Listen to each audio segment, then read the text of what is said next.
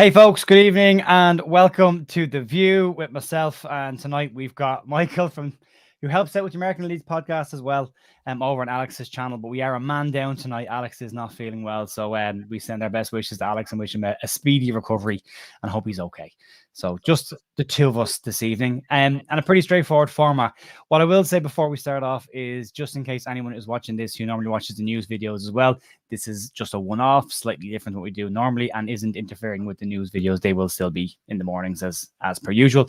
This is just something a little bit different, that's all. So, Michael, how's things? Yeah, really well, thanks. Yeah, doing all right.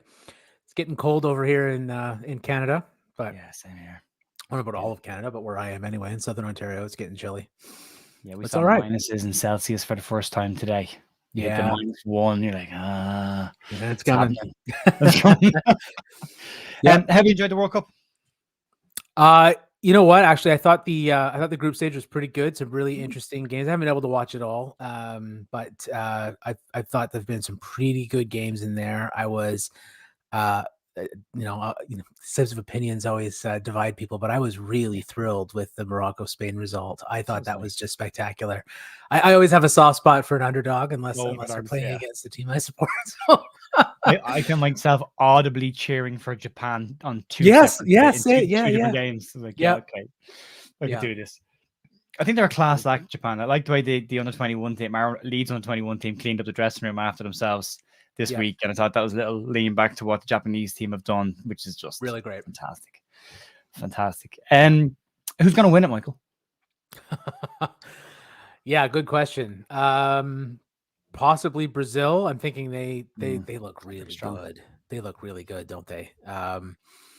You would think that maybe, that they might not be as great defensively, given, the ages of some of the defenders and stuff. But I think that I think they've got a really good balance. The way that their manager sets them up structurally, I think adds a lot of stability for them, and they're a good base to attack. And then Richarlison. I was never the biggest Richarlison guy.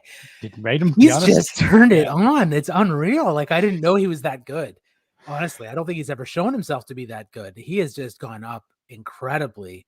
He was he's like a Adama Traore for me. When Spurs were linked with him for the price they were linked at, I was thinking, that's mad. He's not that good. He's not worth anything. And then you look at him in the World Cup and you go, okay. Yeah. Maybe. Yeah. So it just absolute madness there. And it looks like our old boy Rafinha is doing himself pretty well. Finally. Yeah, it was nice to see him back at his old stuff again and see him actually with a bit of a swagger in his stance. It's interesting. He's such a different player. Obviously, he's got the technical skills as well. But he's such a different player just because you find that he just charges around the pitch so much. Like he's like a steam engine. He just bulldozes his way around. Yeah. And it's so great to see just that injection of energy, and I love seeing him play with a smile on his face. He also looks angry. He intermittently looks like really, really pissed off or really, really happy. Yeah, he's always like someone's just annoyed him, and he's just he's still processing what's just happened. That kind of moment someone hangs up the phone on you, and you're just left there and you're under the phone, kind of going, "What?" Yeah, yeah, that's it. Yeah, that kind of look on your face. It's great to see him. And I see Calvin getting a couple of assists as well for the England team as well. Yes, yeah, very good. Boys. Doing well. It's great to see. I think England might have enough to beat France. I'm not saying they will. I'm saying that the teams are roughly even. So it's one of those things. It's a toss of a coin for me. So I think if England do manage to get past France, they have a good chance to make it to a final. With the Brazil-England final. I think my brain says they're on opposite sides of it. It could be that, right? It could be. Yeah, they're opposite sides of the bracket. Yeah. Because it could be France and Brazil. That was the time traveler has predicted a France and Brazil final. If anyone's seen that one's floating around the place. The more I look at England, if England play with an attacking style and go at it like they have done in some of the games, I think they have a great chance of winning the whole thing. If they do what they did in their second group game and try and defend and hold teams, I think they'll be in trouble. I think they're the same as Brazil. They're better going forward than they are defensively. I think they've got a great chance at it. I think a lot of people are surprised they've got a great chance at it because of the last few friendly results that they had. But they are the European Championship finalists, and they were unlucky not to win that as well. So, maybe it's their time. Yep. As an Irish person, and I know most people watching this are based in England and the UK, so I'm only joking. But as an Irish person, you'll never let us hear the end of this if you do win it. That's the problem with it. No, it's 66 was a long time ago. We're still talking about it. So we're going to have to listen to that for another, I don't know, 100 or so years. We'll jump in the chat real quick, just to say hello to a few people and then we'll crack on. So I have to do this one first. LUFC Will, because Will was the first. Well done, Will. Had to make sure you're commenting first as well. Inky, good evening. How are you doing? Mark Jones is there as well. It is freezing cold here, mate. Clinton's in the house. We've got Hunzlet's here as well. Steve's here. Ian Ward. Thank you very much. Appreciate that, mate. Zach is here. That's a good load. Right, we're not going to get through all of these. There's actually a hell of a lot more people going to talk. Okay, cool. Nipper's here as well. Good morning. Some of the old schools. Martin's there as well. Old school names. Right, we'll crack on. Sorry about that, folks. We'll be here all night. So if I don't do in the chat that much, but I will keep an eye on if anything interesting pops up or your thoughts on these players as well, let us know in chat and we'll try and cover that as well. So we're going to present the screen. No, we're not. There we are. We're going to do this. So here we go. So we're going to start off and just look, it's a bit of fun. It's just, the players that we've got currently in our squad, mainly in the first team and surrounding first team. We're just going to look at it from a perspective of, do you want to sell them? Would you loan them in the second half of the season? Or would you keep them? And this is probably a straightforward, easy one, Michael. They're all keepers. All keeper, literally and figuratively. Yeah. There's no way we could move any of them off. I think we need to have them all around. I know that Robles is now sort of a backup guy, so he's only around on a 1-year contract too, isn't he? Yeah, there's an option for a second 12 months, I think. It's an option. Yeah, it's an option. Yeah, I mean, very important distinction. We don't want to get caught with obligation again. Yeah, that's true. No, look, if we got rid of any of them, we'd be dreadfully short. We just brought in Robles because we were short. If we were to get rid of anybody, we'd be right back in it again. So no, I think those are all keepers. Yeah, I agree. A couple people in chat agreeing the same thing. Henry, keep Mel at all costs. I would agree. Day, bring back Nigel Martin. What a keeper. Yeah. What a keeper. Keep. Yeah, we've got Allison says keep as well. This is an easy one. Keep. Yeah. Keep one, shoot two. Not as extreme. We're not going for the keep one, murder everybody else route tonight. Just stick them on a transfer list, maybe. Yeah, I'm not marrying or killing any of them either. No, we're trying not to. Kissing any. Yeah, we're not. None of that. So, okay, that's the easy one out of the way. That's the easy one. So let's look at the defenders. And thanks to LeedsUnited.com for all of their profile pictures, because this was just easier than what I was planning on doing. So I went for the easy option. Start off, Luke Ayling. He's 31 years of age and his contract is up at the end of this season. What do you think? How do you feel about it? Let him run it out.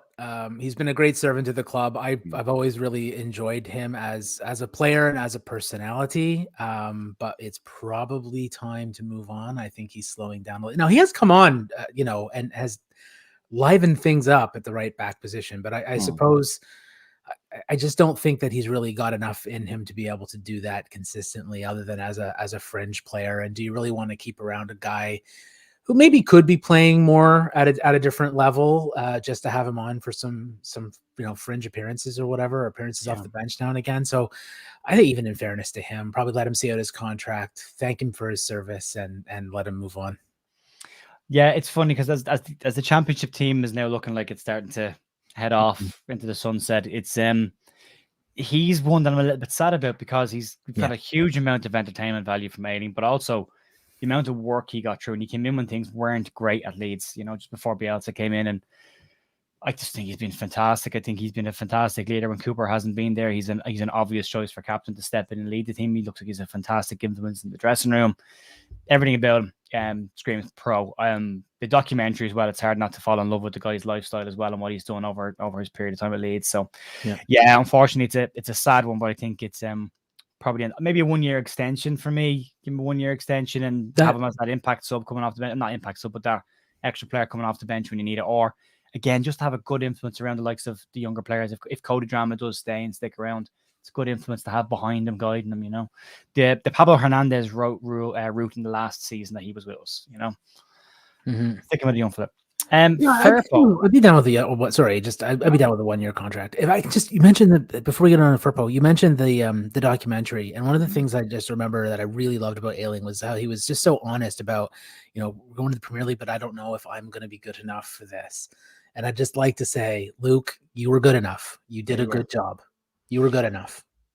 I was talking to Tom and Deck wrote documentaries and slight segue. I was talking to my girlfriend Jess.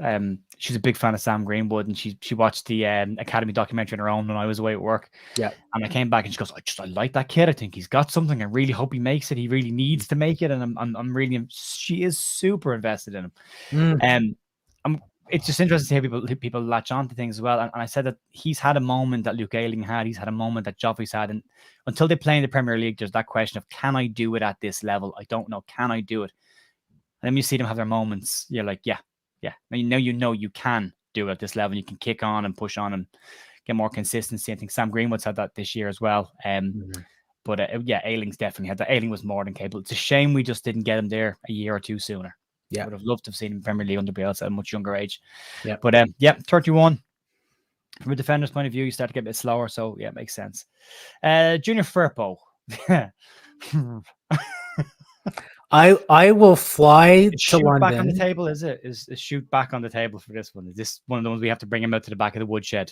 Yeah, I will fly to London, take a train up to Leeds, get a cab, put him in it, and drive him to the airport myself. Sorry, it's just not working. And I don't mean, look, he seems like a great guy, like everything that, personality wise, and it's not for a lack of effort. And I think he's done some interesting things and given us an interesting dynamic on an attacking basis on that left side. But holy hell, man, he just can't get fit. He can't stay fit. And as a defender, he's a walking bomb scare. We just cannot. We can't do that. If we're going to keep Jesse Marsch as a manager, and this is the system that we're going to be using, our fullbacks are going to be exposed anyway. We need someone who can defend, and he just can't. He can't, but he's never fit. He's never fit. Never available. Right. He's never fit and he can't defend. So yeah. He's got a beautiful contract up until the end of 2020. Sorry, until the end of the 2024-2025 season. So June 2025, 26. So I think he's already peaked. Being honest about it, I think he peaked probably a couple of years ago at Barcelona. He didn't do it at Betis. He's not doing it here. There's a common denominator here. It's not the club. It's the player. I would say let him go. I would move him on now before you get into last year, 18 months of a contract situation. You're not going to recoup a huge amount of money for him anyway. What did we spend on him? 13 million or something like that? Something like that, yeah. Less than that, maybe. I'd let him go. Robin Koch, who is just about to sign, or is rumored to be signing a brand new extension this week. What do you think? That's good. I'd keep him. I think Robin Koch is a very serviceable center back at this level. He's probably not the center back that you want at your team as your first choice guy if you're, fighting for a top 6 spot. But for just a solid mid-table team, I think he does a good job. He's got, I think, it's deceptively fast in terms of his recovery pace. Probably one of the fastest guys we have back there, which is great. Once he gets up to speed, I think he's got a good top speed on him for recovery.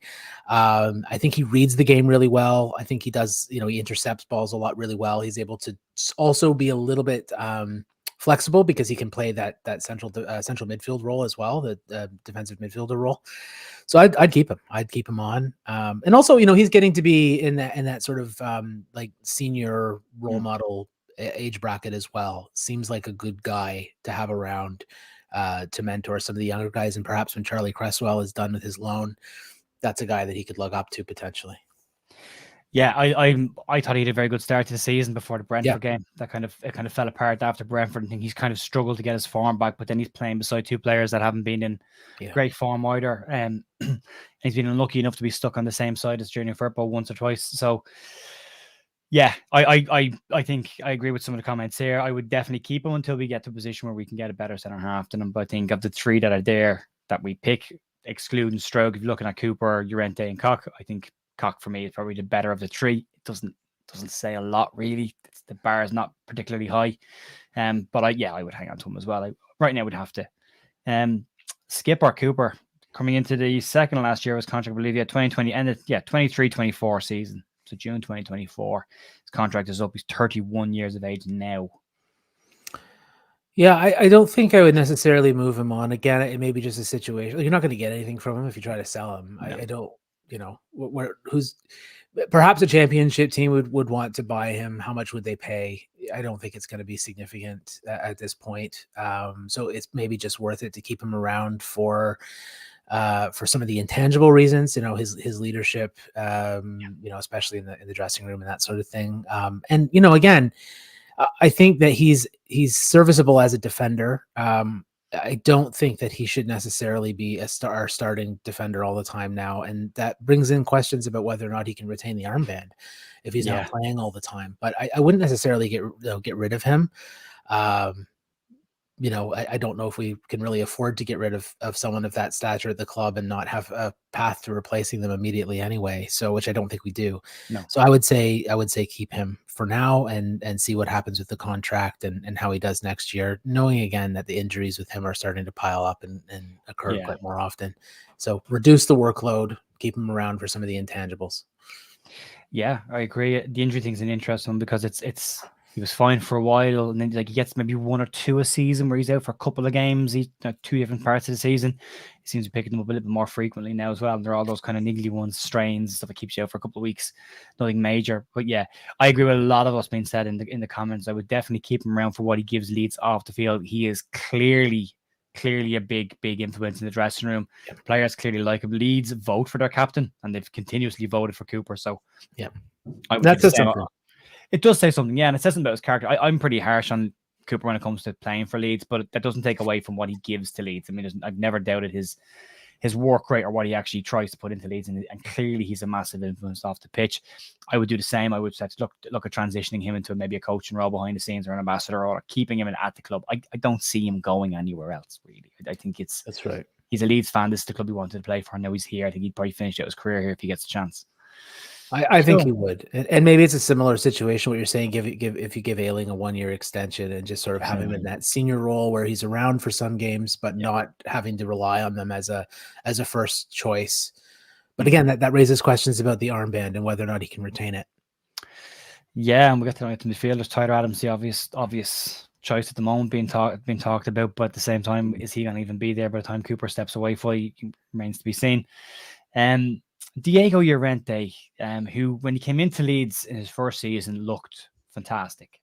Looked really, really good. Gave us a few little heart attacks with some flashy moments, but ultimately looked like a pretty good upgrade on what we had and a good centre half. And has just slowly over the last 12 months maybe slipped in form and got slightly more erratic. Has now found himself out of the team and out of the Spanish team for the World Cup as well. Is there anything left in Diego Llorente? He's got a contract till June 24. He's 29 currently. You're looking at an extension at this stage, or you're looking at selling him probably. What do you think?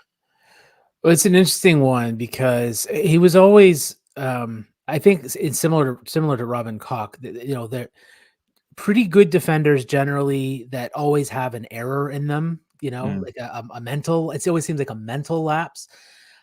With Llorente, he does do some flashy things that are interesting. I think one of the things that I think a lot of people do like about him is he seems to make a lot of sort of last ditch tackles that save the day. Yeah. The only problem I have with that is that he's often just covering his own mistake and I was just there in the first place. So. I was writing that down because as you were saying, I was like, he usually causes that mistake in the first place. Yeah, that's the issue. Yeah. There was a centre half played for. I'm sure people would know him. What was his? Actually, I can't remember. Paul McShane. You remember Paul McShane? Played for Hull for a while, ex-Manchester United player as well. Played for Ireland in centre half, and this constant running thing with him was he's always facing the wrong way when a ball goes in the back of the net. He's always looking at his goal, full-bodied.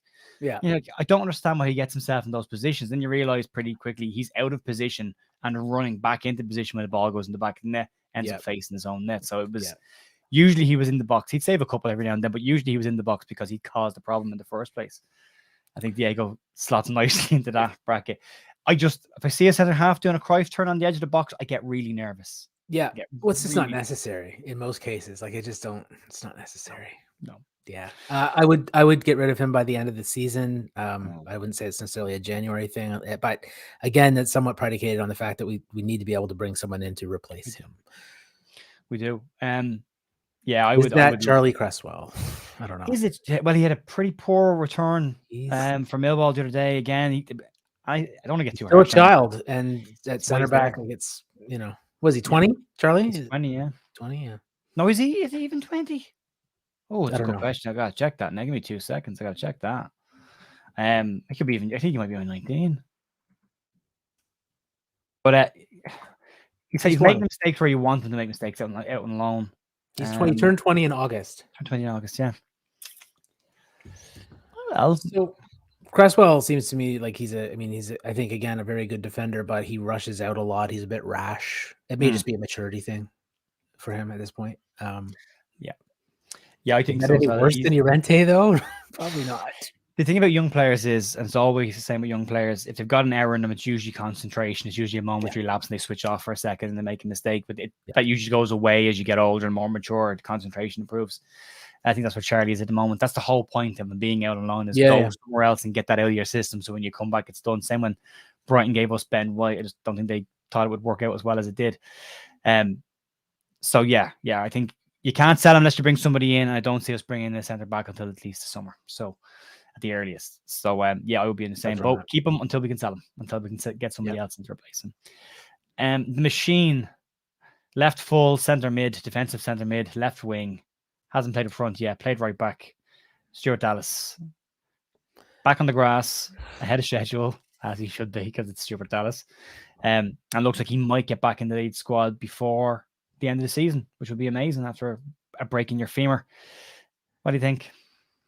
If he's able to get back and playing again, keep him. I think he's so versatile and clearly has the quality. Now, there's going to be huge question marks. I mean, even if he can get back and get fit and get playing again, there's question marks. An injury like that can really take a step off of you. If he's able to recover well enough to be able to still compete at this level, then absolutely keep him. If not, then I think the decision is going to have to sadly be made to move him to a different level, move him off and let him go play where he can actually keep up. So that's really going to be a wait and see for me. Yeah, I'd like to see his running stats when he gets back into full training and see is he at the same level. Can he still do it? Yeah. It'll be the pace. He'll probably still cover the same amount of distance, but how quick he can do it is the thing. He's for what is he now? Stuart Dallas, 31. 31, yeah. And his contract's out in 24 as well. So he's only got 18 months left on his contract as well. So I think you see a similar situation to Adam Forshaw there. I think he gets an extra year to help him with the injury and then see if he can actually make the comeback. Same as like Forshaw was out for nearly 18 months. He got the extra year on his contract to get him back. I think he has the fitness levels of the Ronaldos of this world. I think he'll play until he's 40. I think he'll do a David Batty or a Gary Speed or he'll play until his body literally tells him to stop. And I think he'll play at a pretty high level till then. I'd keep him around as long as he can. As long as he can still do it, I'd hang on to him. Copyright of the square ball, but big sexy pirate Pascal Stroke. Keep a great season forever. Ever. Yeah. Ever. Never let him leave. Build his statue now, just in case. Yeah. No, he's I see him as being the future of the defense for Leeds United. There you go, Pascal, future captain. He might well be. I don't know about his leadership qualities or he's vocal or whatever in the dressing room, but on the pitch he is a beautiful man and a beautiful footballer. Let's keep him. He is. I agree. Short and sweet. I completely agree. And a new baby as well, which is great news for him. Lovely. Yeah. Just a nice, lovely man with a lovely story. Just a lovely guy. Yeah. Hopefully a lovely career. And apparently he loves Leeds and has no intention of leaving. He signed a 5-year extension. So he's with us till at least he's nearly 30. He's 23 now. So we'll have him for assuming we don't sell him, which we probably will. But assuming we don't sell him, we should have him for the best part of his career. So yeah. Big fan. I think he's only going to get better and better and better. Rasmus Christensen. He's like this at the moment. You think he's just getting good again. He's settling down. Then he goes to the World Cup and has Kylian Mbappe sprint at him for 90 minutes. I felt so sorry for him in that match. Yeah. I mean, keep him. I think he's useful. Again, I don't think he's the defender that you're going to have to rely on, game in, game out when you're chasing a European spot. But if you're chasing mid-table, he's fine. Yeah, I think that's probably the level, like just Europa League level. Maybe he might just be in and around. But he's played in Europa League, so like, yeah, probably Europa League level. But again, I think he probably needs better competition, than Luke Ayling at the moment. I don't know if Cody Drama's that yet, or if he'll even be there. Leo Kjeldahl. Huge potential. Keep him, absolutely. 19, massive potential. And a bit of versatility too. Center back, left back. Same as Pascal. And he doesn't mind getting forward either. I saw him in the under-20s, under-21s this year so far. He'll bomb on if he's playing left back. He's no problem getting forward. Very similar to Pascal in that sense. I always like a player who seems like they're so much older than they actually are. He seems really mature. He's also like physically a beast. Yeah, no question. Keep Leo Kjeldahl. Yeah, I have a friend of mine, Paul, who is a big Celtic fan. And when we signed Kjeldahl from Celtic, I asked him about him. Said this seems like a strange signing for Celtic to be letting a young player go so early.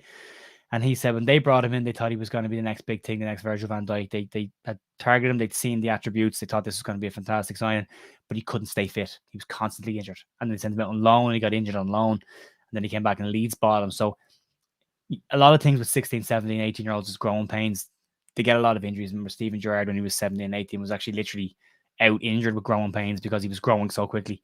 So it could just be a case of those kind of things are causing niggly injuries, and maybe he's past that now. Big boy. He's a big lad. He's an imposing figure. He's as wide as he is tall, as they say, and good in the box. I like him. I would keep. Same. Keep. Very good. Cody Drameh. What do we do with Cody? Ignoring all the whispers and everything else, I would like to keep him. As a player, I think there's something there. He hasn't always necessarily shown it all the time, but he's really young still, and he's playing in our team now in a role that, as we've already said, exposes fullbacks. I think, like Somerville and some of the others at the younger age, he looks way too good for that level, but maybe not quite ready for us. I was happy that, I know there's lots of drama around that. I think going out on loan for him was a good idea. He really proved himself at that level. Maybe he needs to do it again. I'm not sure. But then, you can't, I said, ignoring the rumors as a player, you'd like to say it would be able to keep that kind of a player. There are rumors about him being a disruptive presence, about him being unhappy, about him not liking it here. Maybe he doesn't want to stay. And if that's the case, let him go. So maybe it is a matter of sell him because he's not happy or because he doesn't want to be here. Yeah, if that's true, we don't know. It's rumors, right? There's a lot. That's the thing. There's so many rumors about Cody and what's going on with him. It's he hasn't got that many friends in Leeds, or he's not that pally with the lads in the dressing room with him. There's his agent's quite busy, and apparently his agent seems to be incredibly busy looking at the clubs that have been linked with him. Newcastle today apparently pulled out. They're looking at Harrison Ashby at West Ham now instead. There's clearly something in him. I haven't been impressed with him when I've seen him in the first team. That's being honest. I think he's looked really good in under-21s. I completely agree with what you've said, Michael. He's in that gap in the middle. Somerville got his game time to get that moment to step up and show it. Yep. Do you start him when we come back? I don't know. He's in Spain at the moment, but he flew out late to Spain as well. He didn't go out with the team. He went out after the team, from what I've read. I could be wrong, but from what I read, he flew out afterwards. So there's something going on there with him as well. I'd loan him out in January, if I'm being very honest. In January, yeah. Loan him out for the remainder of the season. Let him go and play football, deal with it in summer when you get him back. That gives you a chance to see where we are with Luke Ayling and what's going on there. If you want to push him out or see him, Ayling's come back from a bad ankle injury as well. So the second half of the season we'll get a much clearer look. Graham Smith wrote about the training in I don't know if you saw it today in the YP, and significant amount of the article was about Drameh and the fact that there's clearly a player there, and Leeds should be looking to mend bridges, right, to fix them rather than burn them. So maybe that's something that we need to look at. But it does seem that there's there you go. So a lot of comments here about it being an attitude. An attitude issue. And for someone who's so young, look, I get that he wants to go and play, and I get that he backs himself, and I appreciate players that have a bit of an ego and a chip on their shoulder and back themselves. That's great. it also can't be disruptive to everybody else or disruptive to the harmony of the team. And maybe that is the line that's being crossed. We don't know that. That's the rumor. And if that is the case, I think sending him out on loan either way is the best thing to do for now in January. Yeah, it gets rid of the problem for a bit and it just stops everyone talking about it for a little bit. Kicks it down the road and doesn't cause a disruption. Yeah. Mm-hmm. Yeah. The thing about me, I think I always look at with players who are, maybe complaining about game time, even the lads that I've worked with, is be careful how you say things or how information gets out, because you saying you should be playing every week is you saying that two players ahead of you aren't as good as you or are lesser than you, which can cause problems in a dressing room straight away. Even that's where it might be unintentional, but it can cause problems. So yeah, I would agree. I would kick it down the road, stick him out on a loan, let him get the game time he wants, have a look at how he gets on, maybe sell him maybe loan him to a better club than Cardiff, and let him see how is he going to play in a better standard and see how he gets on. Maybe loan him out in the Premier League. He can't play against us anyway. See how he gets on. Cool. We'll move on then to the midfield. This is pretty straightforward. This one again. Start off with the tricky one. That's Adam Forshaw. We saw him pinging balls in the top corner in training this week and looking back up to full speed. He was doing sprint tests. He looked really strong.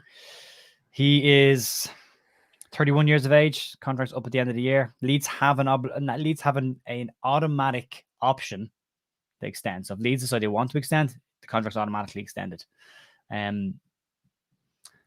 do we do? Don't do anything in January. Don't do anything in January. Keep him around till the end of the season at least. See what his fitness levels are like. If he's able to come back and play, I've liked the look of him when he has come in, since even coming back from injury. I'd love to keep him around. I think he's one of our better sort of technical midfielders. He's got skills to be able to retain the ball and to distribute the ball from midfield. He can ride challenges. He's very press resistant that way. He thinks his way out of problems. So I mean, I like him for that perspective. Again, probably not a starter, but as a backup to Rocca, for example. I think that's a serviceable midfielder there. That is, as long as he's fit, we should be looking to keep for now, at least for a little while. Yeah, I like him. I'm a fan of Adam Forshaw. I just want him fit. That's all I want. One year of him fit at this level, I think he make a massive difference to us, especially playing out from the back. Yeah, he's got a fantastic range of pass, and he's busy. He's always busy. He's never standing still. He's always on the move. Yep. I thought he was excellent for 10 games he came back last season for us. And actually, the way he was playing in the 10 games, I had said to people, if he continues to play this till the end of the season, that's your player of the season. He's come in with a bang and he's made a difference straight away. Then he gets injured again. And that's exactly why I'd like to keep him, because I thought he was coming back from a long-term injury and playing as well as he did was astounding. Yeah, I would give him the extension. Give him another year. They're not. I mean, people like him and Cooper aren't costing you a huge amount of money. They're not the top end of the wage bill. So no, you're not getting any money to move them on. So yeah, I agree. Keep him around if you can. Brendan, I might be going to Liverpool. Aronson. He's got a contract for 2027. So we've got time. I mean, there's no reason to get rid of him unless he wants to go. I mean, he's a good player. Do you think he'll stick around long? You know what? I don't know. He doesn't really have the same connection, I guess. He hasn't been around that long. Maybe some of that depends on how long Jesse Marsch stays around, potentially. Connected to Marsch, then same as Tyler Adams. You think that if Marsch goes, they go kind of thing? I don't know. I don't know if it's the same between Aronson and Adams necessarily. I don't know. Like, Aronson doesn't really. He doesn't really talk that much. With Adams, you sort of have a really good idea of what his personality is as a leader and as a player and as a person. I mean, Aronson's, even though they're only like a year and a half apart in age or something. I mean, Aronson just seems like a really happy puppy, right? Who scampers around the pitch and does some bits, and it's great. Dragged around the pitch by his jersey. Yeah, well, yeah, that's right, and get because he's so energetic and everything, gets lumps kicked out of him as well. And none of that is meant to be insulting to him. I like him as a player. I think he's really good for us. But if I really don't know what he has in mind. I don't know what his heart's set on. I think Adams to me seems. I know we're getting to him afterwards, but just for comparison's sake, because you mentioned it in the connection with Marsh, I don't think he necessarily has to follow Marsh. I think if he really gets into this club, I feel like he might want to stick around. I don't know why, especially if he gets named captain. But again, if a big six, really like team comes offering him, 3 times the salary to go and play in the Champions League, he's gone just like anybody would be. I hope his German is really good, because if he wants to leave, I've no issue in going back to Bayern Munich. He can play Champions League football there, big huge club, not in England. We don't have to see you every week. Yeah. I think he's gonna be a smashing player. Aronson, yeah, love him to pieces. I said start of the season, I think there's goals in him.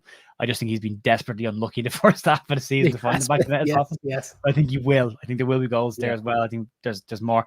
I couldn't believe America didn't use him as much as they did in the World Cup. I thought he I was very disappointed with Weston McKennie, and I thought they had better options. I thought Aronson would have made a huge difference with energy levels. Yeah. Cool. Mark Roca had a strange kind of first half of the season. He's a kind of a 60-minute player, comes in, does a job for 60 minutes, looks great, and then comes off. What do you think about Mark Roca? He's with us for a bit longer as well, 2026, so he's a year less on his deal than Aronson and Tyler Adams have, but he's also 26, so he's coming into his peak years. I really like him. For me, he's one of the best players for our team this season. And that's, even understanding that he's only coming in and playing 60, 70 minutes at most. The fitness level thing does concern me, because it's an automatic substitution you're going to have to make. But yeah, I agree with that comment that just popped up. On his day is top class. He really is. That man, that he can pick a pass. He is strong defensively, strong positionally. He's like a younger version of Adam Forshaw. So I really like him. I would never seek to get rid of him. I think he's been a really solid addition, and certainly one of the best signings we've made in a very long time. He's been the quiet signing for me. He's kind of just gone in and he's done a job. Yep. You don't notice him unless he's not on the pitch. That's when you notice him. Yep. And I love that kind of player. Just goes about, does a job, no drama, no bull, just gets in, cleans up, passes the ball. His stats for forward passes, I think he's amongst the top 3 in England in his position, which is incredible. We just need to get him fit. Or hopefully the 6 weeks that they've had in the preseason. Apparently it's a pretty tough, second preseason they're doing with double and triple sessions. So the first week in Spain last week, they said that there was very little football. It was nearly all running. It was all fitness. So good. Fingers crossed that benefits him when he comes back as well. He's a definite keep. I would get him on a new contract next year as early as you can. I think he's only going to get better for the next 3 or 4 years. I'd lock him down on a bigger deal. I think he will get interest from the end of the season. Yeah. And notwithstanding, like he made some defensively, he did make that one error, in the last game we played, I think, where he coughed up the ball or whatever. And that's going to happen from time to time. Again, we're not talking about necessarily elite level players, but for our level, I think he's fantastic. Yeah, every player is going to make a mistake this year. Yeah. That's where we are in the league situation. Someone's going to make a mistake. That's how we're going to lose games. They always say it was the lesser teams, and unfortunately, where we are in the table, we're in that group. Make more mistakes. So it's always going to be nearly a mistake that beats us. So every player is going to have their moment. But I think overall, he's been pretty good. He's been pretty good. Crescencio Somerville, if we'd had this conversation a week and a half into the start of the season, I wonder how it would have gone compared to now. Well, there's been a lot of similar to Cody Drame. There's been lots of rumors of a bit of an attitude issue there. Not necessarily giving his all. Sort of thinking he's the cock of the walk, so to speak. But I think, he's had some historic issues as well with with things going on with some drama, I guess, or some controversy with him in the past. I think he's been just an absolute dynamo this season since he's been coming on, and I think he's really proven himself.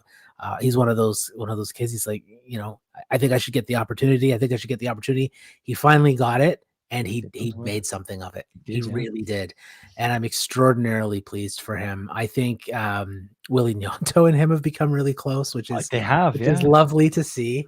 They've been adorable together, actually.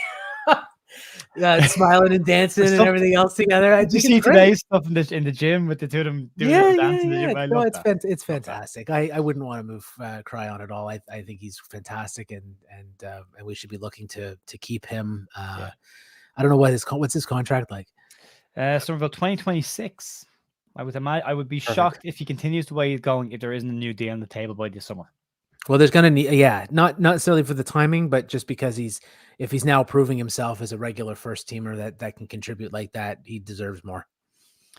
Yeah, I wanted to come back to this one as well, just on Somerville. I would agree with this comment. If Chris Somerville can work on his defensive stuff, I think you've got a ready player. And what I will say to defend him on this, because I was the first thing I picked up on him, and I said quite a lot on the news was he's not good enough defensively. He's not doing the work off the ball. He needs to get better. Against, it wasn't Spurs, it was Bournemouth. He made a run from a corner that we lost on a counter attack that we were pretty much two players clean through one goal, and he sprinted the entire way back to delay one of the players, make a half tackle that allowed Melia to clear the ball.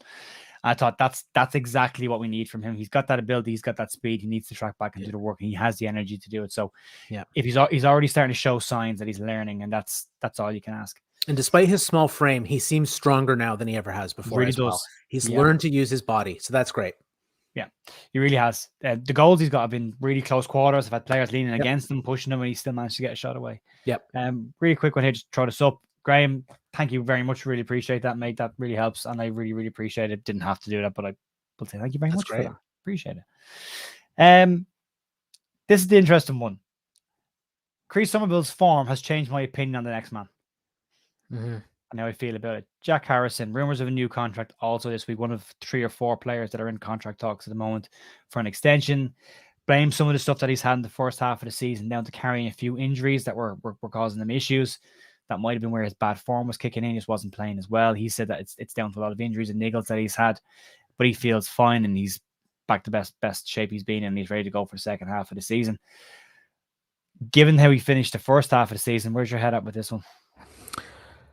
Well, we know that Jack Harrison can do it at this level. I think he's a player that has a high ceiling, but also a pretty low floor, and he really bounces between the two. Yeah, he really does. His form is he's either on fire, or he's on the floor completely. And I think that there's value in keeping him. I think there was probably a lot of value in selling him when his value was at its highest. We didn't do that. I think we tried to. That's. I think we did too. I think we tried to. I think that's how we were going to be funding Cody Hackbill if that happened.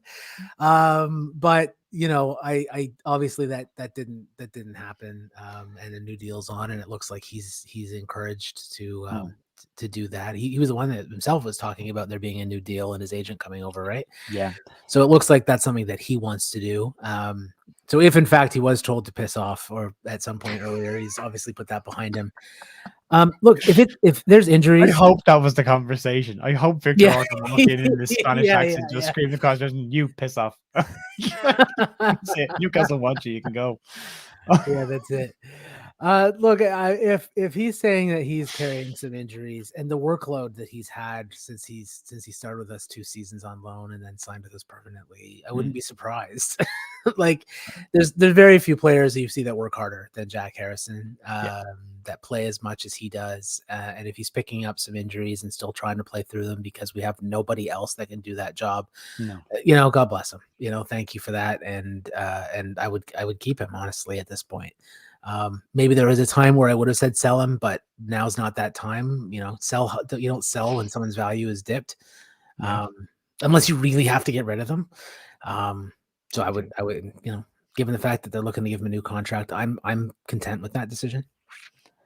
I wonder, is the contract just to lock him in because they know there's value in him, and then maybe at the end of the season sell him for more if his form at the back end of the season. Leeds have been linked with a lot of wingers, and the only reason I can see Leeds looking at a winger is if they're selling a winger. We seem to have quite a lot of players who can play wide. You can put Nyanto into that box now as well, because he tends to play out there as well for us. I would agree. I think they tried to sell him. From what I read on Newcastle sites, trying to get a balanced side of this, because you get the Leeds view from the Leeds fanzines, but you don't get the Newcastle view. the Newcastle view was Newcastle just didn't value him at 35 million. They valued him at around 30, 25, 30, and Leeds wanted 35. And I think that's why it broke down. But from what I read from the Newcastle side, there was an intention there to do a deal. And I agree. I think that money would have gone towards Hackbo, which will never happen now. One of the issues with having Jack Harrison and Luis Sinisterra is they're both better on the left. Yeah. I like Jack in the 10, but he doesn't like it in the 10. The one game, the one half of football that he played in the 10 against Crystal Palace, the first half against Crystal Palace when Aronson was on the right, I thought our front four looked brilliant. Yeah. I thought it was the best we played. And then at halftime, both players had a conversation with Jesse Marsh and asked to swap. And I don't think we were as good. We saw what happened in the second half against Palace. But I think Jackie is built to be a number 10. He just doesn't seem to like it in there. So that's a shame. Manchester United's favourite scouted player, Tyler Adams. Well, keep him, but I mean, if we get an offer for like 100 mil or something, sell him. Like crazy, yeah. Which is, the kind of crazy numbers you're hearing. So, if you get a massive amount where you can go and I like him, I don't want to get rid of him. I would never want to get rid of him, but some deals would just be too good to turn down. So, yeah, that's where I'm at with him. Keep him if you can, but if someone's going to offer you way over the odds for him, take it. I think we're in the same position we were in the summer with Rafinha, except he's got 4.5 years left on his contract. We've got a little bit more time. So if someone does come in at the end of the season, we don't have to sell. We can sit tight and go, just throw the money at us. I do think he needs to work on the areas of his game that we saw against Spurs. The fourth goal that we broke down, specifically the tracking back. We saw the exact same goal the States conceded against the Netherlands, identical. And Tyler was again the wrong side of the player ball watching. So that's youth. He's 20. You forget that he's only just gone 23. Like he's very young. He's still young. Yeah. Jared, a question about that with the tracking back thing, because I know, he is 23. He is young. You've got some coaching experience, right? And a coaching badge. Like, is that something that you can train out of a player, or is that just like, it seems like a mental thing? It's just a positioning. I have to remember in this situation to do this. Yes. That's exactly what it is. It's the same as we were saying about Charlie Creswell. That's just the youth and the immaturity in the player that they switch off and get drawn towards the ball, and they tend to look at the ball. The danger is in the ball. They look at the ball. As you get older, you start to realize, and anyone who's played the game at a decent level will tell you, as you get older, the game gets a little bit easier because you don't do as much running because you're a little bit smarter about where you should be in your positioning. So you tend to mark players better than just running after the ball all the time. A busy player is not always. I don't know if credited Adam Forshaw for being a busy player, but a busy player in the wrong areas is not always a good player. You want to have players, and especially in the middle of the park, that are smart and clever, and just lock on, do a defensive job, hold people up and kill the game. Minimum is just mark your man. Just cut out. If you're marking a player, when somebody looks up to cross the ball, they see you standing beside him, that player is no longer an option to pass the ball to him. They go somewhere else and danger averted without you doing anything. So you can do an awful lot without doing anything. So I am time in the video room. That's all it needs. I think it's something that if they keep saying to him, or if it keeps happening, eventually it'll click, and that's something that he'll be very good at. Then they only learn by making mistakes. That's what they always say. You don't learn anything from winning. You learn from losing and making mistakes. So fingers crossed. Quick shout out, Nipper. Thanks mate, very much again. Nobody has to do this, but I really appreciate that. So again, Nipper, thanks very much, mate. Appreciate that. Couple of interesting ones on Tyler, mate. Tyler captain. I would have said the exact same thing a couple of weeks ago. I didn't like the talk coming out of the World Cup. A lot of it's agent talk, and I know that. But if he's going to stick around for a while, all the attributes are there for I see him as a future captain if we can keep him.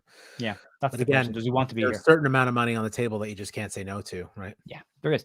But we have so many needs around the team that we have to fill. Yeah, exactly. I completely agree. Yeah. There's a point where you have to give him 18 months to have a look at this, and then just see, is his heart in this? Does he want to be here? And if that's what comes true, then absolutely make him skipper.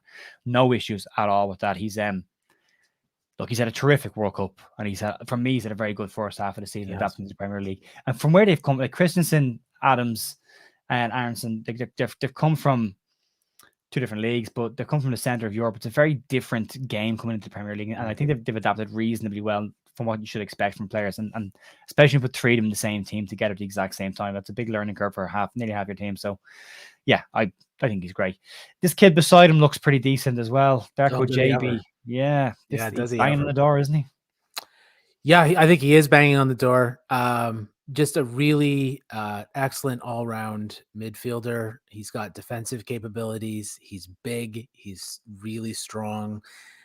He rides challenges. He moves the ball really well. Of course, he's a kid. He makes mistakes sometimes, but he's another one that's looking like he's almost too good for the U21s. Yeah.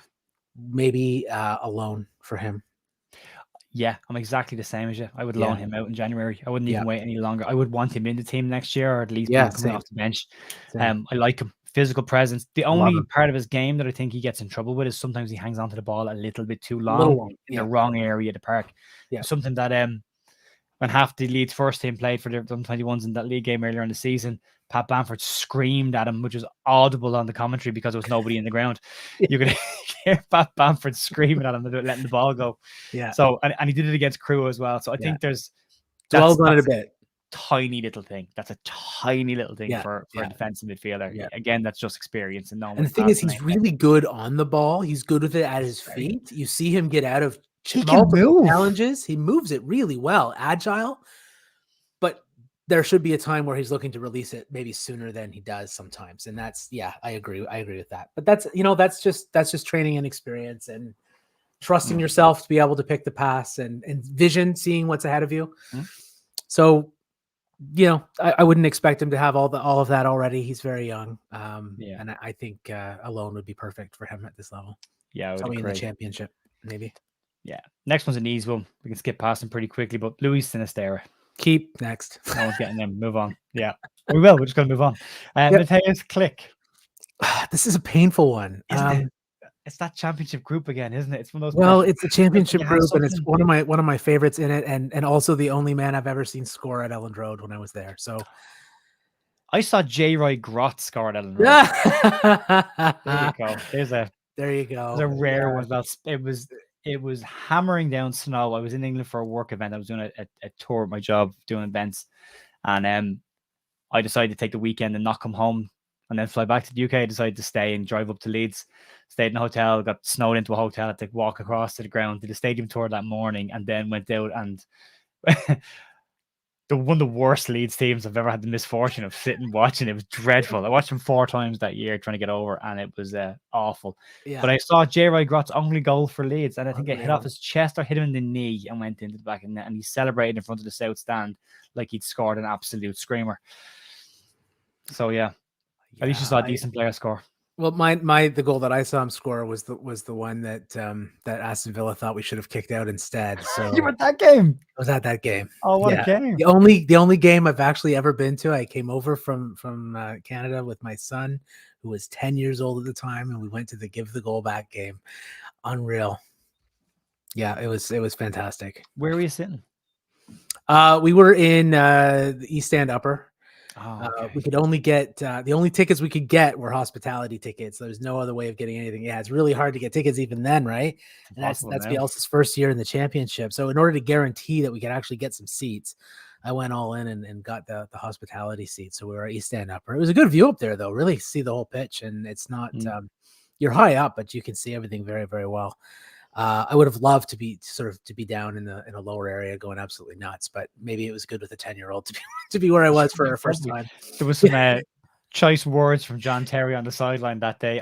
I tend to sit behind the Leeds dugout about, I think it's row L or JJ in the east and the west end, and just slightly behind the dugouts, and you get a great view, but you hear everything from the bench. Everything. It's great. Everything, yeah. I deliberately sit there from a coaching perspective. I go in here and I watch the warm up and I make notes and I watch a couple bits and pieces and kind of do that. But it's but you hear everything if you've got kids with you, which doesn't tend to be a lot of kids in that stand. But it's if you've got kids with you, you're gonna hear some stuff. Yep. Yeah.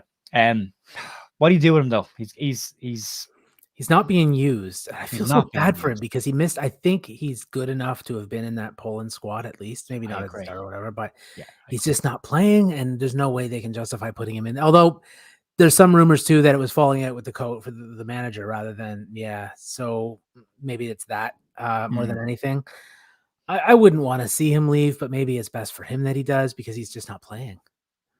Apparently he's a player who said he wants to play as much as he can for as long as he can. Yeah, which means he's not going to stick around. No. He's had a funny old time at Leeds, but been coming in and being a player at Leeds wanted to sign, and then Thomas Christensen not liking him and sending him out on loan to Utrecht after one match, one mistake in one game, and that was the end of them. Hung on to Pascal Sabicki though, but sent out Matthias Klick on loan to Utrecht. Yeah, that's it. Yeah. And what I liked about Klick then was when he left, apparently he said to Victor Orta, I'm coming back. I'm not going. I'm coming back. Yeah. I've got a point. Unfinished business. Yeah, and he did it. I love that about him as well. He's got a real drive about him. I'd like him to stay. I'd like him to get more minutes. I think he's your number 10, but nobody seems to, outside of Bielsa playing him there a couple of times, most play him as an 8. And I don't think he's a good enough 8. I don't think he does the defensive side of the game particularly well. He's a goal scoring midfielder. He's got an eye for a cheeky pass. I would have him as your backup number 10 to Aronson. You rotate the two of them around if you can. But I would be shocked if he's not gone by the end of January. I think he wants to play football. I'm really surprised as well. I'd like him to stay and I'd like him to be used. Given the reality that's probably not going to happen, then I would understand moving him on. Yeah. In January. And if players are to come in, we know what Leeds are at the moment. Players have got to come in. Somebody's got to go out. And I think Klick's probably, unfortunately, go out. There's a lot of interest in him apparently in Europe. So his stock is quite high. Young Archie Gray. Now, there's a comment back here that I won't be able to find that somebody said, do not send Archie Gray out on loan in capitals. Yeah, so, I don't think I would either. I mean, that's a fair comment. I don't know if I would loan him yet. Maybe keep him around and look for a loan next year. Chris. He's pretty young still. There you go. Thanks, Chris. Put him on the bench every game. Okay. I mean, there's that. He's really young though, guys. And I know that we've had lots of kids come off and play for us before. You know, we had 16-year-olds in James Milner and Aaron Lennon, and you know, we had 18-year-old Alan Smith. It was 18, I guess, when he was making his debut. So, I know we've had a lot of young players play for us before. It's not as much the done thing now as it used to be. It's not the same as it used to be. That players are making their debuts later or becoming regulars later more often. You do have some obvious standouts that don't do that. But I would be concerned about burning him out too much. And I know he was on the bench a whole bunch last season when we had almost nobody left in the team and we were going to put the tea lady out on the bench eventually. Right. That's how close we were with all the injuries and stuff. But there were a lot of players got debuts for Leeds that year that wouldn't have got debuts for Leeds in other years. Right. We're talking about League One standard players potentially, that were out making debuts for Leeds in the Premier League. I like, obviously, I think he's brilliant. He's got a great future. By the way, put a ring fence around his little brother as well. Absolutely. Nowhere, apparently. He's very, very good. So they say. I've never seen him play. He's the star, apparently. Yeah. Keep them both. I want to see the Gray brothers out playing for us in 5 years as regulars, right? I want to see 2 Grays in a Leeds team again. Not that I ever did. Not that I saw the 2 Leeds teams. They were before my time. My father saw the two Grays. That's right. Talked about how Eddie was great, but his brother was his cousin. They were cousins, weren't they? They weren't brothers. They were cousins, weren't they? The Grays. Yeah, same family. And then we had Andy Jr. playing for us, who did okay before he went off traveling around every club in the Championship. But he was, and then he came back to us for a while, Andy Gray, didn't he? I think he had a short stint back with us. Yeah, I think that's right. Yep. And then he left again. And I think Archie's his son. That's right. Yeah. I think he's too young to loan out. I think you potentially break him if you send him out on loan down the leagues. 16-year-old kid who's, good on the ball. You send him down the division. I think he's going to get kicked by more senior players at a lower level. I would hang on to him, keep him around the first team, let him do his learning under the wings of the likes of Forshaw and Cooper and that. And then maybe if he's not in the team by 19, then you send him out on loan for a year and get that experience. Keep him around this year, maybe even next year, maybe even January of next year, you'll start looking for a loan around that age, because then he's going to be 18, 19 years old. 18 probably is fine for a loan, depending on where he's going to, right? Correct. That's it. And you want them to go to a decent standard. What I like about Leeds is the players are sending them out. The clubs that Leeds are sending the younger players out to either match a style of play that Leeds want to play, or there's a learning experience there. Like Charlie Cresswell going to Millwall is the most Leeds-esque crowd that you're going to get. The Millwall crowd is an aggressive crowd. It gets on your back. If you want to get used to that, go play there for a while. If you can handle that and you come back to us, you'll be fine. That's it. Even on your worst days, you'll be okay. I'd like to see him get some minutes towards the back end of this season if we're safe. I'd like to see him start getting and have a look at him, see what he's at. Sure. if they're good enough, they're old enough, and if he does turn out to be a kind of a footballing savant that's at 16 or 17, hey, we could have a little baby Messi on our hands, throw him in. But everybody wants that 16-year-old in their youth team to be that player. Every club is looking for that next big player to come through. So unfortunately, sometimes you can force it, you know. Yep.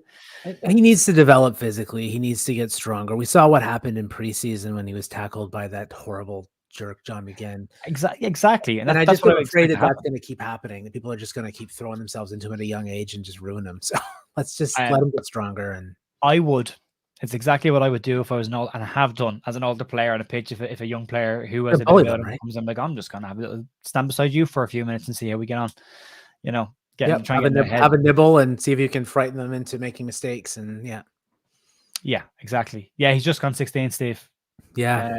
Sorry, maybe just turned 17, but he's 16 or 17. Did his GCSEs last year towards the end of the season. Harrison is fit for tomorrow. He should be good to go.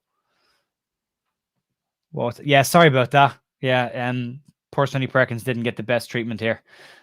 He's not on the Leeds first team page, and there's no picture of him on the under 21 page, so I've had to squidge Sonny Perkins in here separately.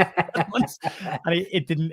I'm sorry, Sonny. I'm sorry. Don't hold it. Archie will be 17 in March, by the way. 17 in March. So 17 in March, still 16. Still very hang young. on to him. Yeah, hang on to him. He was 15 when he was on our bench last year. Like it was. Yeah, it's crazy. Yeah, but he's still not old enough to change in the training room. Yeah, that's right. He has to have his own change in the referee's room. Yeah, change the referee's room. Yeah, it's crazy. Oh God, Patrick. Oh, Patrick. Yeah, what I want to start on, right?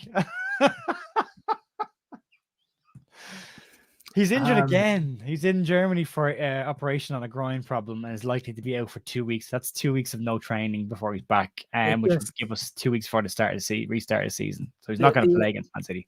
The injuries are they just pile up. He's injured. He injures the things that he injured coming back from the thing that he was injured from over and over and over again. He's on that Forshaw treadmill. It's the same thing that kept. It's basically a season since he's played, like more than that. He's played 10 games, I think, in total in the last 2 seasons. Less than 10 games in the last 2 seasons. The interesting thing with Bamford is, I agree with you. He's in the exact same bracket as Adam Forshaw, but for me, he's in a slightly more concerning area of that bracket. When Forshaw came back from his long-term injury, you expect soft tissue injuries. Any player, and I've dealt with players, and to come back from being out for 6-8 months, been out for a while, you're looking at calf strains, groin strains, hamstring pulls, quad pulls, small pulls that leave you out for 3 or 4, niggly, annoying injuries that put you out for 3 or 4 weeks and just stop your momentum getting back. Bamford's been out with serious injuries, like plantar fascia injuries, a serious injury. Then to come back and do a groin injury that requires surgery, is a serious injury. Keyhole surgery, even if it is just keyhole, it's still serious. It still hurts. Yeah, it still takes some recovery from it. And if there's any snipping or tying that needs to be done while they're in there, that's going to take time to recover. So they haven't to the full extent of it. They said 2 weeks surgery. Furbo's in the same bracket. He's groin strain, but not the same kind of one. Didn't need surgery, but he's a week or 2. I don't know what you do with Pat Bamford anymore. I mean, he's getting to his later years of his career. He's had one really good season at Leeds. I like him for a lot of reasons. There's some things that I haven't always liked. Going back even to the game where I didn't like that he faked being punched by El Ghazi, for example. But I mean, I feel like he reformed a lot, and he's a bit of a horrible bastard to defenders. I think they really he drives other people crazy. Yeah. We don't have anyone else that can do the things that he can do, but of course, if he's always injured, he can't even do the things that he can do. Yeah. I think it's probably time we need to move on from him. He's not going anywhere now. He's not going anywhere before the end of the season. I think it may be time we look to move him on next summer, as long as we can get in someone else who can lead the line the way that we know that he can. Yeah. Yeah, it's sad. I want him to be back. I want him to be fit. So I want him to have another season. I want him. I really want him because he's a good bloke. And as you say, he gives Leeds something none of our strikers give us, and that's that direct running and running off the shoulder players into space. Yeah. And he's still quick, which isn't helping him right now being quick, because I think he's pulling things when he's trying to come back. He's not ready yet. So I'm in the bracket of sell. I'm in the bracket of bring a striker in January and sell while you can. But you have to get a striker in first, then sell. That's right. Yeah, and I think he probably goes down to the Championship as well. I don't think a Premier League team would take a risk on him. No, I agree. Yes, probably ends up down the Championship. Not with that injury record. No. Yeah, unfortunately. Sad. Not personal. Love the guy. Think he's been great for Leeds and was magic in our first season. That hat-trick against Aston Villa. I keep saying it. My brother's an Aston Villa fan. I enjoyed that game immensely. Oh yeah, especially because my brother can't stand Bamford. Hates him. Most opposition fans and play like they do. Yeah, right. I didn't realize that. I like that about him. He's and then you're like, God, they all hate him. They really do. Yeah. Yeah, it calls him a cheat. I'm like, well, you're a Villa fan, so swings and roundabouts. Yeah. There's plenty of you guys there as well. It's a sad move on for me at the end of the season, unfortunately. But I think there's a comment there. He's done. I think that may be true. He just may be done as well. Yeah. Well, done at Leeds, and of his career is over. Yeah. We come back to it. At this level. Yeah, at this level, I think he's had his time. Rodrigo Moreno, I'm gonna put it out there. I'm a fan. I've liked him for a long time. Mostly because I wanted him to be a top player for Leeds. I liked his attitude. I like his professionalism. When I hear him speak, I like what I hear. Yeah. I just wanted him to be played as a number 9. I'm delighted the season he's having.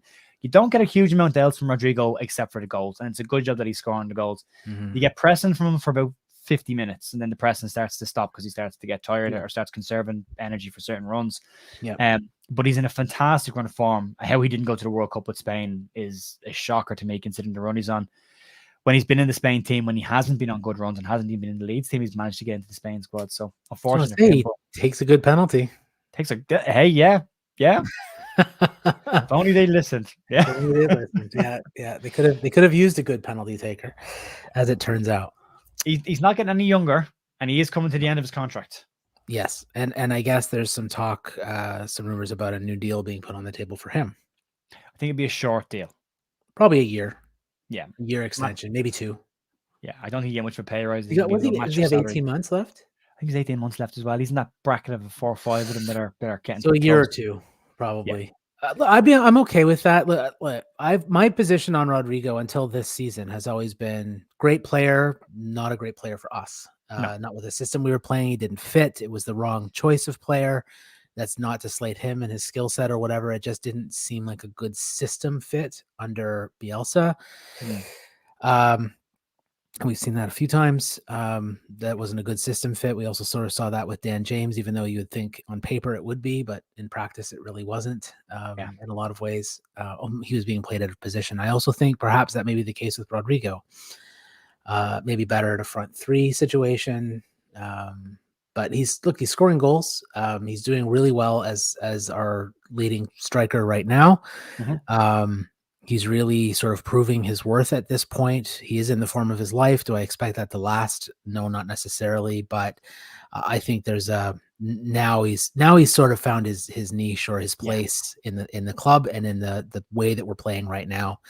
And he's proving himself. He's turned it around. And he's proving himself at this point. Yeah, just what Mugger's saying here. As long as he stays on plan and doesn't go rogue, as Jesse described, and keeps the crossfield balls out of the game, I think he'd be fine. Stay up front, do your job up there. Yep, that's it. Yep. Next one's tricky. Because again, I think if we'd had this conversation in the summer, it's a different conversation than we'd have now. Joe Gelhardt, Joffy. What do we do with Joffy? He's played only one game where he's played more than 10 minutes this season. Yeah, well, keep him and play him. And if we're not prepared to do that, then send him on loan in January. Yeah, I'd loan him. My preference would be keep him and play him. Why he's not playing is just beyond me. I have no idea. He's got the quality to come in and change a game. Yeah. We know that. He may not have the fitness to be a starter right now. And there are some question marks long-term, I think, about his fitness. I don't know if he's built to last, so to speak. Yeah. But look, he's obviously a phenomenal talent. Seems like a great bloke as well. Keep him and use him, but if you're not going to, then give him a loan to the championship and let him get his fitness up. Let him get to feel what it's like to play more often in a challenging environment. Yeah, it kind of feels that this year he's been bypassed by Greenwood, although Greenwood's playing in a slightly different position. It was this time last year. It was, and now Gnonto scoring goals, and Gnonto as well. He's not on this. Actually, he's not on this list at all because he's not on the Leeds website, which is crazy. They need to update their squad on their website. You need to do that. That needs to be something that happens soon. The under-20s team isn't updated on the page at all. Has none of this year's players. That needs to get fixed. I think we need a number 9 who's going to score goals. I think we need to buy a number 9. We're talking buying a number 9. I think if we buy a number 9 and if Bamford isn't let go for the second half of this season. I think then you loan Joffrey out to the Championship and let him play at that level, play for a decent time, let him get games and goals under his belt, bring him back next year and bring him into the team then. And then you face Bamford out. Yeah, and Joffrey's not a 9 for me either. Like, I mean, he's a 10 or a false 9. Or yeah, exactly. A 10 or a second striker, a false 9, supporting striker. He's not a line leader. Yeah. Yeah, but he's in a tricky place now. He's in a really, really tricky place. I don't know what. I'd like to see him play more. I would like to see him play more because there is goals in that kid. We know there's goals in that kid. I expected an awful lot more at this stage this season we've seen so far. But then circumstances haven't helped with that either. Sam Greenwood, he's in the strikers category because he's in the Leeds website as a striker, but now playing in a number 8 role or a 10 at times, and has done well out on the right as well. What do you feel about Sam? He's got a long contract, although I'm sure he'll get a new contract in the next couple of months because I think he's still on the academy contract. I've always actually been a big fan of Sam Greenwood. I think he's got really high level of technical skill. He's wonderfully 2-footed, beautiful striker of the ball, perhaps one of the best strikers of the ball we have at the club. So I think there are some things in his game that needs to improve. Some of that just simply related, I think, to the fact that he's changing and starting to play positions that he's never played before. Yeah. So I would keep him, keep using him, keep exposing him to what he's being exposed to. He's doing well enough right now. Is he perfect? No, not at all. Should we expect that of him? Absolutely not. I think that we can. I like the versatility as well. So I think that we have several places that we can use him. Like you said, he's played out wide on the right. He's played in sort of different areas of central midfield in a more advanced role, but also right in the middle. Yeah. And he's also, we know that he's a striker too. So I mean, if we need one in a pinch, you've got someone who can do that. I would keep him. He's useful. I think he'll play an awful lot in the second half of the season. I think Jesse trusts him. I think Jesse thinks understands that he gets his system. I think it's funny. The more I look at Greenwood, the more I look at a player who needs to make it. Like when you watch the documentary, he says that when he's driving around showing everyone where he grew up and the pitches that he played on, you get the impression of a kid who's like, I have to do this. Like, I don't want to be in this situation ever again. I want to push forward. And that's a great motivator for players, but he seems to be a very hard working kid as well and just gets on with it and works his backside off. I like him. I can't say that I don't like him. If I do say that, I'll get chased around the house. So I also have to say that I like him from that perspective. But I think he's going to be a smashing player, and I think he's better suited in midfield with the skill set that he's got. He's got a great range of passes, as you said, and he's got a fantastic set piece on him as well. So he does. Just give him lots of opportunities to build up his confidence in himself and in his game, and I think he's going to do fine. Yeah, Chris just saying here he looks intimidating the first team and lacking charisma. I would have said that up until the Brentford game last year, the last game of the season. I think he really came of age in that game. It was a bold move starting in midfield, and he really stepped up. And I think the goal against, I think it was Bournemouth, he scored his really nice, the comeback. I thought that was a breakthrough moment. That's it. Now he's in. He knows he can do it at this level. He'd be fine now. I think he'd be grand. Sonny Perkins, I have him on this because he's kind of floating, and he's expected to step into the first team the second half of the season. I think there's question marks on why Leeds haven't been using him. A lot of the looks to seem to be the tribunal and the contract situation possibly, and how much would Leeds have to pay for him. But what do you think? He's first team ready. Get him in the first team. He doesn't need to go out on loan. Put him in. Played Europa League football with West Ham. He's fine. Put him in. He's ready to play. Yeah, stick him in. Good to go. Keep him. Put him on the bench. Bring him off as often as you can. Yeah, off the bench. I mean, onto the field. Yeah. Cool. I got one more to ask you about before we finish up. Half-term report on Jesse Marsh. Yeah. So, I think we've got some work to do. I think Jesse's got some work to do. I think the style of play that we have under Jesse Marsh will be enough to keep us mid-table as long as we have the personnel. I don't think we have the personnel right now, so I think we're struggling. I said that at the beginning of the season as well. Maybe when we did the transfer window closing session, maybe that was when I said it. That if we get in, or maybe it was before then, even, but it was before the close of the window anyway. So if we get in a left back and a center forward who can play and lead the line the way that Bamford does, I think we'll be fine. And I think that's true under what we're doing with Jesse Marsh. I think that he's made some decisions that come across like they're brilliant, and he's made some decisions that come across like they're awful, like particularly with substitutions and tactical changes mid game. I think maybe just knock off the tinkering a little bit. Yeah. knock that off just a bit, and we'll be better off.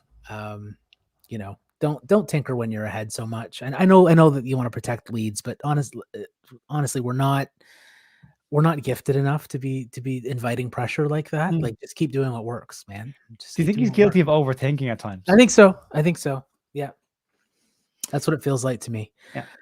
Look, I think we're fine. I think if he wanted to go and take the U.S. men's national team job in January, I'd be okay with that. Frankly, but apparently they're already in contract talks with Berhalter about getting him an extension. Really? Yeah, apparently. I fully expected him to go. Yeah, I thought US team was better than they played. I thought their center half pair and their fullbacks let them down. I thought they were very good going forward. Yeah. Surprised at that. I thought Jesse was a shoo-in. So did I. So I mean, look, if he was to go, I would say that's great. Even being a Canadian and realizing that he probably is a better coach than the one they have right now at the USMNT, and would do really well at that level. Actually, with that kind of a team, I think that's the style of play that he has would work really well at the tournament level. So I think that's where he's going to end up eventually, anyway.